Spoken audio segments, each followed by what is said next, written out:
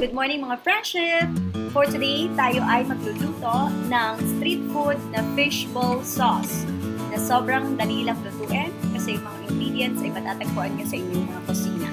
By the way, this is Peach Bashal. Welcome back to my channel. If you're new, i-click nyo na yung subscribe button at yung bell para updated kayo sa aking mga uploads.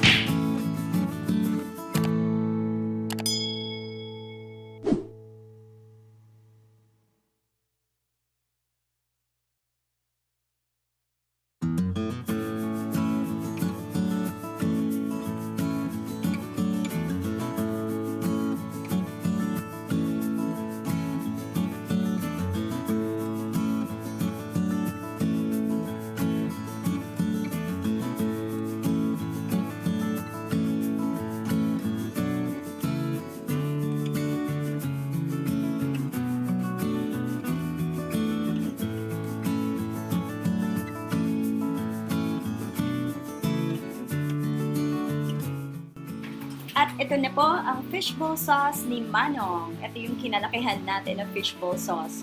I tell you, masarap po siya. And actually, naka 2 cups ako nung naluto na siya. So, 2 cups to na sauce. Pwede nyo namang ilagay sa ref, sa fridge. And then, init na lang natin kapag gagamitin natin yung sauce. So, that's all for today mga friendship. I hope nag-enjoy kayo. If you do, syempre don't forget to like, comment, share, and subscribe.